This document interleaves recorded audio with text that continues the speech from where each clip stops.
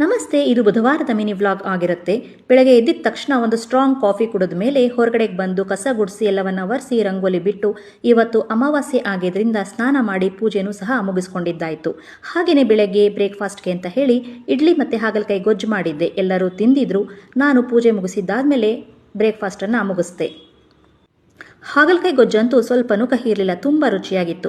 ಹಾಗೆ ಸ್ವಲ್ಪ ಬಟ್ಟೆಗಳಿದ್ವು, ಎಲ್ಲವನ್ನು ವಾಶ್ಗೆ ಹಾಕಿ ಮೇಲ್ಗಡೆಗೆ ತೊಗೊಂಡು ಬಂದು ಗಿಡಗಳನ್ನ ನೋಡ್ತಾ ಇದ್ದೀನಿ.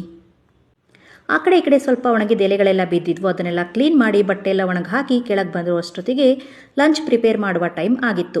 ಸ್ವಲ್ಪ ಬೆಳಗ್ಗೆ ಹಾಗಲಕಾಯಿ ಗೊಜ್ಜಿತ್ತಲ್ವ, ಅದಕ್ಕೆ ರೈಸ್ ಮಾಡಿಕೊಂಡು ಲಂಚನ್ನು ಸಹ ಮುಗಿಸ್ಕೊಂಡ್ವಿ. ಹಾಗೆ ಸ್ವಲ್ಪ ರೆಸ್ಟ್ ಮಾಡಿದ್ದು ಎದ್ದ ಮೇಲೆ ಈವ್ನಿಂಗ್ ಆಗಿತ್ತಲ್ವಾ, ಟೀ ಜೊತೆ ಪುರಿನೂ ಸಹ ಎಂಜಾಯ್ ಮಾಡಿದ್ವಿ. ನೈಟ್ ಡಿನ್ನರ್ಗೆ ಏನಿತ್ತು ಅಂದರೆ, ಬೆಳಗ್ಗೆ ಹಾಗಲಕಾಯಿ ಗೊಜ್ಜನ್ನು ಸ್ವಲ್ಪ ಜಾಸ್ತಿನೇ ಮಾಡಿದ್ದೆ. ಈಗ ಮುದ್ದೆ ಮಾಡ್ಕೊಳ್ಬೇಕು ಅಷ್ಟೇ. Thank you.